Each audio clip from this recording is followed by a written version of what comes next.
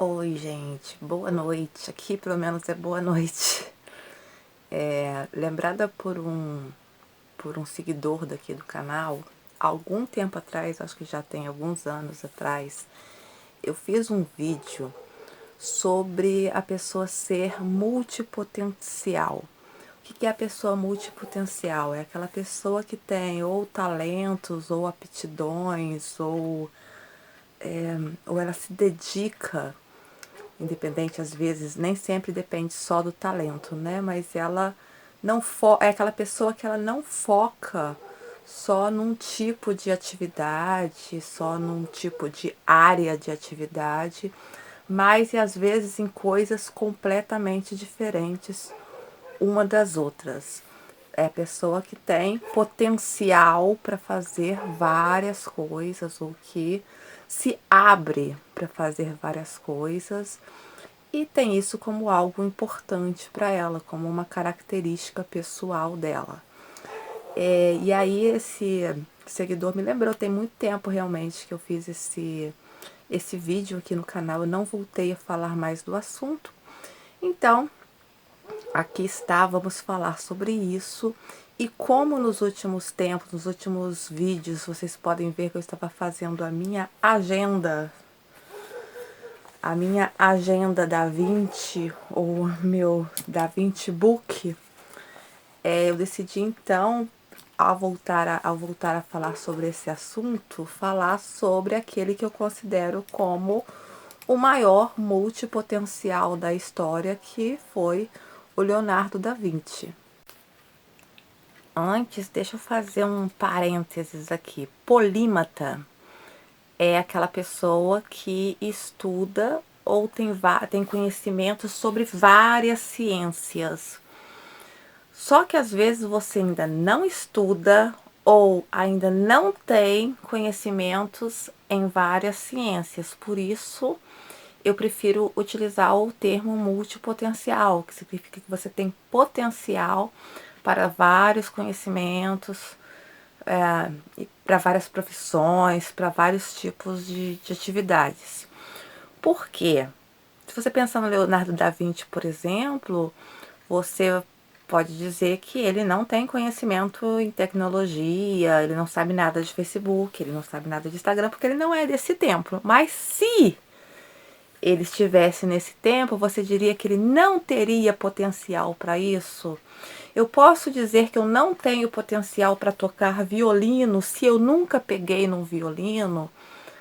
Há coisas que eu só vou saber se eu tenho ou não potencial quando eu experimentar. Há coisas que eu ainda não sei. Então, por isso que eu prefiro não usar o termo polímata, porque eu acredito, não é só sobre, quando eu falo multipotencial, não é só sobre o que eu já sei ou sobre aquilo que eu sou boa, mas aquilo que eu ainda posso experimentar, que eu ainda posso tentar e que eu posso vir a desenvolver e ser ou não boa naquilo, mas tô dizendo que eu posso ter um amplo leque, não quer dizer que você põe em tudo, mas que eu posso ter um amplo leque de possibilidades em diversas áreas onde eu possa realmente me desenvolver e gostar e ser boa naquilo.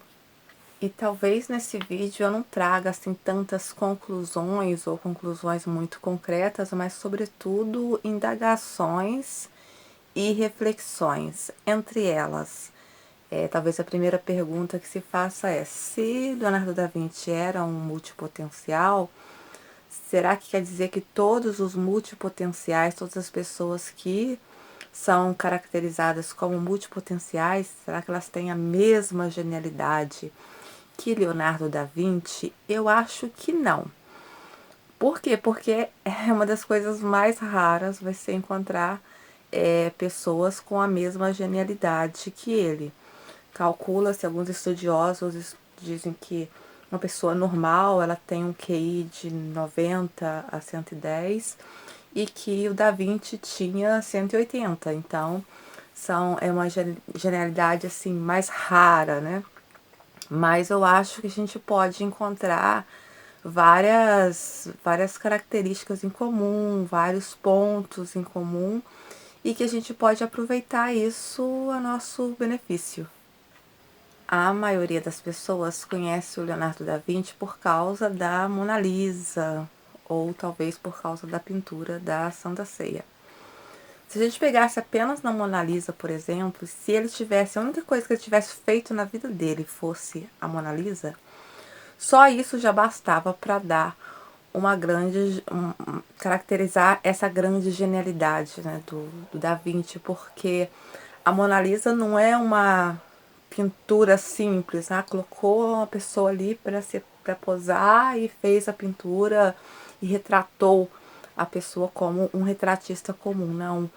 O Da Vinci, ele fez uma triangulação, ele iluminou onde ele queria iluminar, ele pensou em o que ele queria que as pessoas vissem, ele usou os conhecimentos de ótica dele, sobretudo de ilusão de ótica, porque a Mona Lisa, dependendo da distância ou da direção ou de onde você, por onde você está olhando para ela, ela às vezes parece estar sorrindo, às vezes parece não estar sorrindo, ela parece te seguir com o olhar.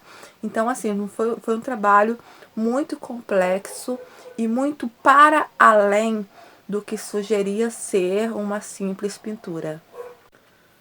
Mas o Da Vinci, ele não tinha só conhecimento de pintura e escultura, né? Foi realmente isso, ele estudou, ele foi convidado para estudar. Parece que, né, ele fez um desenho muito legal, o pai dele conhecia um cara lá que era fodão nisso, e aí o cara também gostou muito dos desenhos dele e tal, convidou, ensinou algumas coisas e tal, mas muitos dos conhecimentos que o Da Vinci teve foram como autodidata. Ele não teve uma educação formal, disse que é porque ele era filho bastardo. Então, uma curiosidade, Da Vinci não era o sobrenome dele. Vinci era o nome do lugar de onde ele vinha. Mesmo que a gente falasse Martinho da Vila, né? A gente sabe que o da Vila não é o sobrenome do Martinho da Vila. Sabe que é o Martinho da Vila Isabel. Então, por isso que o Leonardo da Vinci era conhecido assim. E aí ele não teve uma educação formal. Muitas das coisas ele teve que aprender realmente como autodidata. E ele tinha conhecimentos em muitas áreas. Em hidráulica, em mecânica, em matemática, em astronomia, em zoologia, em botânica, muita coisa. Então, assim, ele era um cara, sobretudo, muito curioso, que queria saber muito como as coisas funcionavam. Ele era muito observador. Ele tinha observações numa época que não tinha microscópio, que não tinha nada, então ele precisava de uma concentração muito grande. Ele era muito apaixonado pela natureza, tinha muita paixão pelos pássaros. Há uma pintura que ele faz em que supõe-se que era como se fosse uma visão de cima de uma águia. Disse que apesar que ele não ganhava assim tanto dinheiro, até porque ele não foi uma pessoa tão influente na sua época, mas que o dinheiro que ele ganhava, às vezes ele gostava de ir nas feiras para comprar pássaros, para poder soltá-los, porque ele admirava muito, ele ficava muito admirado em ver o voo dos pássaros, e ele gostava de estudar isso também enquanto engenharia, de pensar, né, num futuro avião, né, imitando o voo dos pássaros. Havia um pouco de ilusão também nele, de ilusão não, de imaginação. Havia a parte criativa dele, em que ele desenhava todas as suas invenções e tal, mas também havia muito isso da imaginação, de coisas que sabia-se que, pelo menos naquela época, não seriam possíveis de se realizar.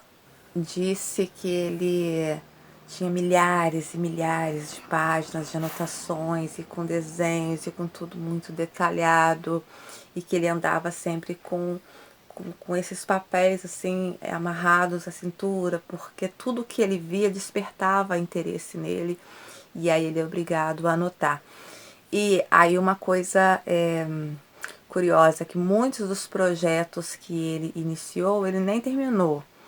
Por quê? Porque ele tinha interesse por muitas coisas, e isso pode ser uma característica muito grande ou muito constante em pelo menos alguns dos multipotenciais, né? A gente precisa, às vezes, não se perder. Por isso que eu criei também a agenda, porque às vezes são muitas ideias, são muitos interesses em muitas coisas, e pode ser que a gente perca um pouco do foco. Às vezes não quer dizer que eu perdi interesse numa coisa, mas que talvez outra me despertou um interesse maior, ou porque talvez na minha lógica eu fazer outra coisa faça mais sentido, como se as coisas estivessem todas interligadas e eu precisasse de fazer uma coisa antes para lá no futuro fazer uma outra.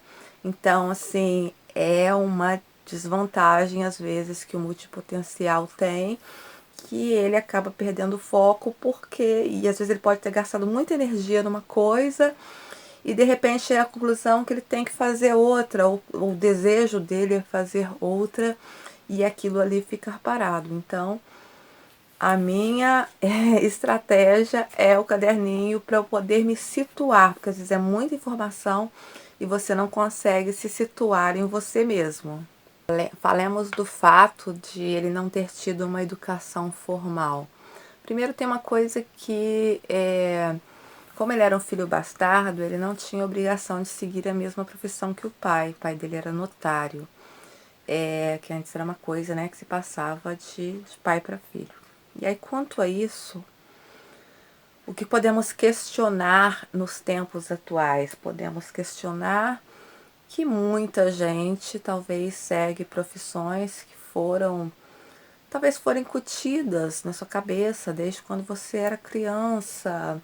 Ou então, há várias pessoas que tendem a ir para caminhos, eu vou para aquela profissão ali porque nessa profissão eu vou ganhar mais, ou nessa profissão parece que eu tenho mais talento nisso do que para outras coisas, ou nessa profissão aqui eu vou ter mais segurança, vou ter mais estabilidade, etc.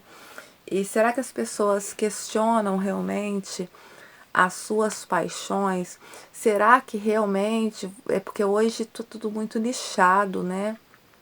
Há quase uma imposição para que as coisas sejam nichadas. Eu compreendo, por exemplo, uma medicina que você leva 500 anos para estudar e para se formar, que não dá para você, ao mesmo tempo que estuda medicina, talvez você tenha que estudar tantas outras coisas e talvez você então não consiga ter todo o conhecimento ali, talvez nem numa vida toda você consiga ter todo o conhecimento ali, então não te sobra tempo para se dedicar a outras coisas. Se bem que Da Vinci, uma outra paixão que ele tinha era meio que era dissecar cadáveres, porque através disso, que era uma coisa que ele era apaixonado em fazer, ele descobriu muitas coisas acerca da anatomia. Mas vamos aos tempos atuais, em que hoje é tudo muito corrido, é muita tecnologia, mas a tecnologia, ao invés de facilitar a nossa vida, até facilita olhando por certo ângulo, mas por outro ângulo, é como se a gente estivesse ainda mais ocupado do que estava antes, porque a tecnologia também vira uma ocupação, né? Mas você pensar então, né, nos tempos atuais, que você não consegue se dedicar a tantas coisas ou a tantas atividades. Talvez a medicina fosse uma área que você pensasse, caramba, se eu vou fazer medicina, eu vou ter que me dedicar apenas em estudos relativos à área da medicina. Mas e outras profissões que não teriam um consumo tão grande do seu tempo e da sua energia? Será mesmo que você só tem que seguir uma coisa? Será que coisas, porque na minha visão, às vezes coisas muito diferentes, elas estão interligadas ou elas trazem pra gente um equilíbrio. Pra mim é como se a gente precisasse de todas as coisas. Eu não preciso de todas as coisas, tipo, saber muita coisa de tudo. mas às vezes eu preciso dessa leveza de não ser obrigada a saber tudo de uma coisa, que às vezes nem sempre eu preciso saber tudo, às vezes o pouco que eu sei, às vezes eu posso estar, será que eu não estou me cobrando demais? Porque às vezes você acha que você tem que ser o máximo. Aí de repente você vê um profissional que tem menos conhecimento com você, mas já está arriscando, que já está trabalhando, que já está. E você naquela cobrança, não, mas eu tenho que saber mais, eu preciso saber mais. E às vezes o que você sabe para aquilo que você vai desempenhar já é suficiente. Voltando a falar do que ele não teve de educação formal. Ele não teve educação formal e mesmo assim ele foi um gênio, né? Foi autodidata em muitas coisas porque ele tinha interesse em conhecer, tinha interesse em aprender e ele se dedicava a isso porque ele era um ótimo observador. Se ele, sem uma educação formal, foi um dos grandes gênios, será que aí nós não podemos questionar a educação tal como ela é hoje? Não estou falando que ela é desnecessária. Porque se cada um quiser fazer a sua página, por exemplo, que agora começa os pais, não quero levar mais os filhos para a escola, eu mesmo vou educar o filho mais.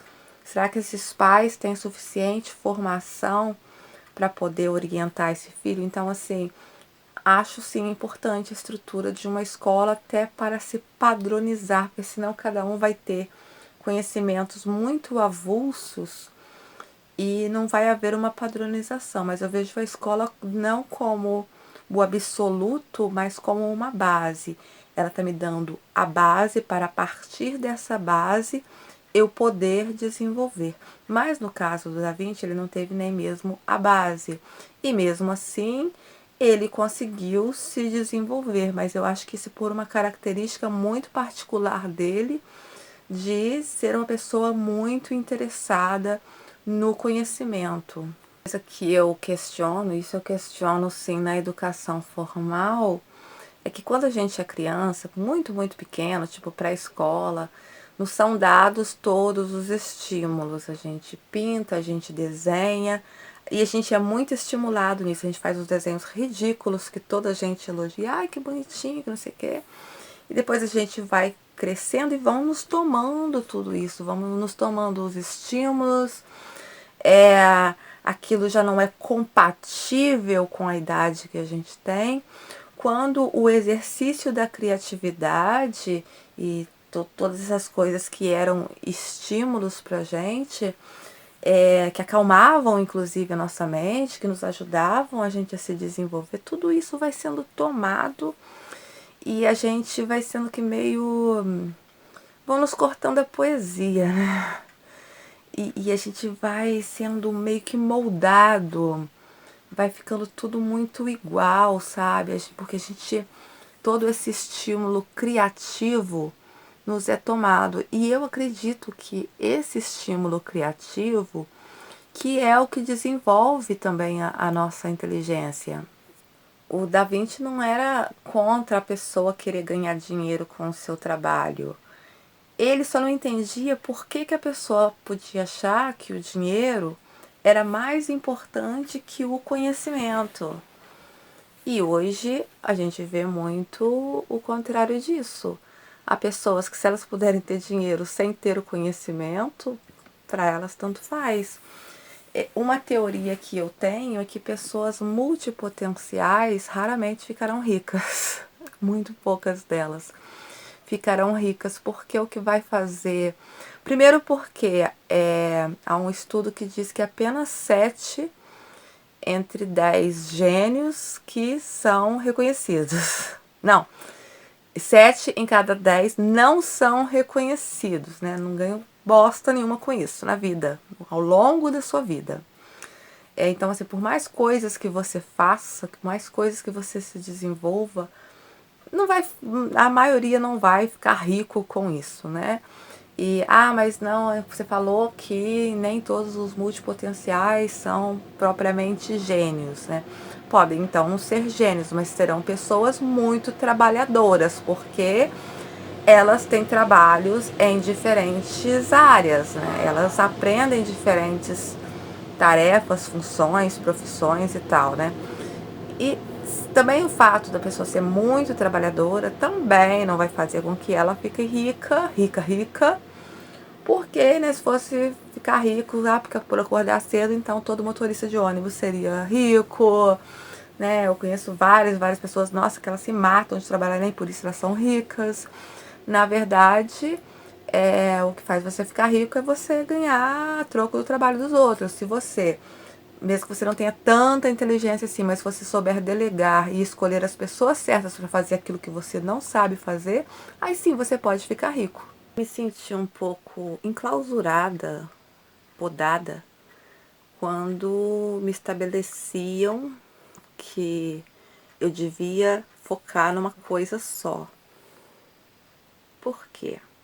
Não é porque eu sou boa em português que necessariamente eu tenho que ser má em matemática. Português para mim realmente é uma coisa muito mais fácil, mas matemática eu vejo que é uma coisa que demanda um pouco mais de concentração da minha parte. Mas o que acontecia? Eu era boa em todas as matérias e, e aí isso gerava uma certa culpa, uma certa imposição. Nossa, mas se ela é tão boa nas matérias, então pelo menos a educação física ela tem que ser ruim. E não, eu era boa também em educação física. Fazia yoga, aprendi yoga num livro de biblioteca, né? Então colocava o pé na cabeça com facilidade. Era boa na queimada, sempre uma das últimas a sair do jogo, corria muito bem e tal. Então, que eu volto ao assunto, né, da criatividade. Tem um ponto em que nós somos estimulados e tal, e que depois é um estímulo muito ruim que eu sou contra, que é a questão da competitividade. Uma competitividade que não é saudável, que não é para a pessoa se sentir melhor, mas para se sentir melhor que o outro. E eu acho que devia haver estímulos para a pessoa continuar se aprimorando, continuar com o desejo de aprender, de conhecer, estímulos criativos para ela continuar com a mesma sede de conhecimento, para ela estimular a imaginação dela, até porque há coisas que temos hoje que antes eram inimagináveis e que só estão aí porque houve alguém ousado, alguém que ousou imaginar. Às vezes é dado uma conta simples para uma pessoa fazer e a pessoa fala assim: ah, mas eu não sei porque eu sou de humanas. Ah, mas eu não sou tão boa porque eu sou de humanas. Será isso mesmo ou porque colocaram na nossa cabeça isso? Ou porque ou porque é mais cômodo pra gente, mais cômodo pra mim eu não ter, já que eu sou de humanas, eu não fazer nada de matemática, porque afinal de contas eu sou de humanas, então eu não preciso saber matemática. Será que a gente não está apenas indo para o comodismo de querer economizar o nosso cérebro? Sobre a competitividade, eu também sou contra. Eu questiono os métodos de avaliação, porque os métodos de avaliação vão dizer se eu sou inteligente ou não. Aí dentro daquela questão da competitividade, se eu sou tão inteligente quanto aquelas pessoas que foram aprovadas. Se a minha nota é mais alta, se ela é mais baixa, mas será que eu sou tão inteligente assim realmente? Porque, veja bem, vai fazer uma determinada prova. Eu questiono muito também a parte emocional, a sua concentração, o tempo que você teve para dedicar a certa coisa. Imagina eu fazer uma prova com alguém que naquela semana perdeu a mãe, perdeu um pai. Fazer uma prova com uma pessoa que haver duas pessoas, sendo que uma teve muito tempo para ela se dedicar àquilo, para ela aprender e coisa e tal, e uma outra pessoa que teve que ralar o dia inteiro porque ela tem que colocar comida em casa. Então, assim, como comparar coisas que não podem ser comparadas? O que eu acho é que todas as pessoas podem ser potencializadas, mas que a nossa sociedade não trabalha para isso, porque até talvez não seja interessante que isso aconteça. Quando Da Vinci podia estar lá exibindo seus trabalhos para um papa, estava lá também Michelangelo, Rafael e tal, se exibindo, mostrando. Ele pensou assim, já tem 2 puxa-saco lá. Não precisa de mais um. Deixa eu aqui no meu canto fazer o que eu tô querendo fazer. Que é ficar lá dissecando os cadáveres e ele todo empolgado das descobertas que ele estava fazendo. Então Da Vinci fazia, não era porque estava ganhando mais dinheiro para isso, não é porque ele ia ganhar um grande status com isso, um grande reconhecimento. Ele fazia porque ele estava simplesmente apaixonado por fazer aquilo, apaixonado pelo conhecimento. E só que isso é raro. Isso é raro, as pessoas terem essa paixão pelo conhecimento, independente daquilo que elas vão ganhar, seja em termos de dinheiro ou de reconhecimento. Mas eu penso muito nas ilusões propositais que são feitas. Por exemplo, você vai fazer um trabalho em equipe e você é uma pessoa que não é legal em falar em público. Então, o que vocês fazem? O que todo mundo faz? Pega aquela pessoa ali que é boa para falar em público e põe ela lá na frente para falar, porque assim todo mundo vai se dar bem. E aí aquela pessoa que tem problema em falar em público, que devia ter essa oportunidade de se desenvolver, ela fica até feliz. Ai, ainda bem que não sou eu, ninguém vai se dar mal por minha culpa, e eu não vou ter aqueles temores, não vou passar mal lá na frente, não vou passar vergonha. E as pessoas deviam estimular coisas que você não é legal, estimular você a crescer nisso, em vez de te zombar, em vez de te humilhar, em vez de te diminuir por causa disso, te ajudar a crescer, te ajudar a se desenvolver naquilo que você não é tão bom. Quando eu estudei no ensino médio, eu estudei processamento de dados. Numa época que não existia internet, nem expectativa em relação a isso, para ter uma ideia, eu conheci computadores 386, 486, usei disquete. E nessa época eu não tinha computador em casa.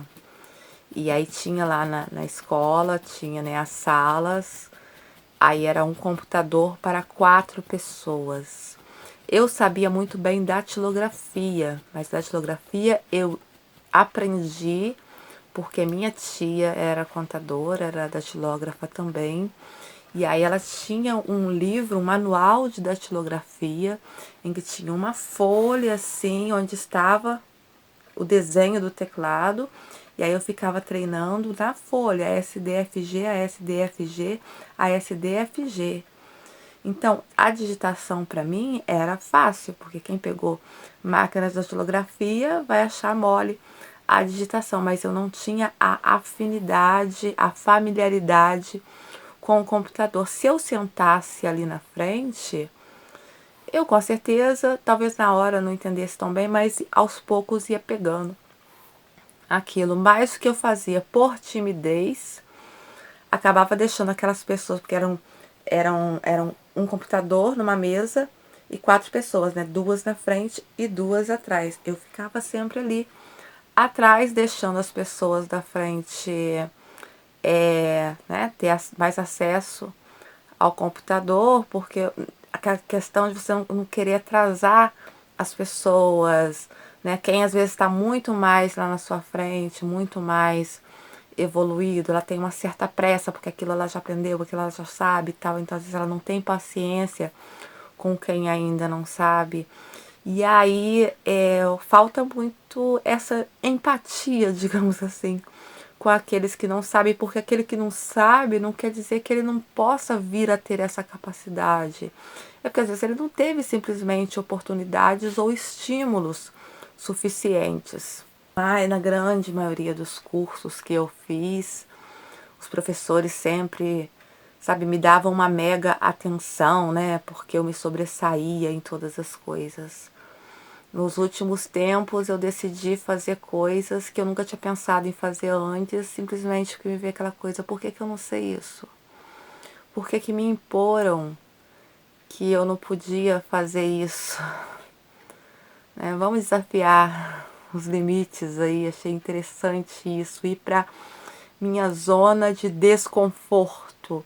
Por que que a gente fica só na zona de conforto? É muito fácil eu dominar aquilo que eu já sei, aquilo que eu sei onde eu sou boa, mas será que eu sou tão ruim assim nas coisas que eu não sei? Será que não tem? Eu sei que algumas coisas dependem de uma habilidade sobrenatural, talvez, de algum dom, sabe, que vem da pessoa, mas todas as coisas, às vezes há coisas que podem depender talvez de um intelecto assim muito superior ou de uma força física muito superior, mas todas as coisas, será que mesmo que talvez com um pouco mais de dificuldade eu não possa também fazer o mesmo? Será que é necessário mesmo ter certos pré-requisitos para tudo? Temos que ser perfeitos em tudo? Só podemos tentar aquilo que a gente sabe que vai dar certo, mas não é pelo erro que às vezes a gente aprende? Eu fui fazer um curso de assistente de alvenaria e eu vi como que era ruim, muito ruim. Ali para fazer uma simples amarração, uma coisa que quando você olha, você pensa, nossa, parece tão fácil. E eu ali com minhas duas mãos esquerdas para fazer aquilo. Até hoje eu não sou tão boa nisso, sabe? Porque eu não pratiquei e tal. O curso também não foi muito bom, não.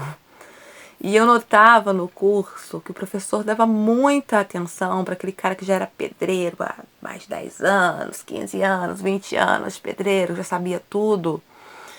E que não me dava tanta atenção, até porque as minhas perguntas podiam parecer muito idiotas. Porque eram coisas que eu não sabia. Às vezes eu vou numa loja para comprar material de construção, e às vezes eu não sei o nome das coisas. Eu falo aquele trequinho para fazer não sei o quê.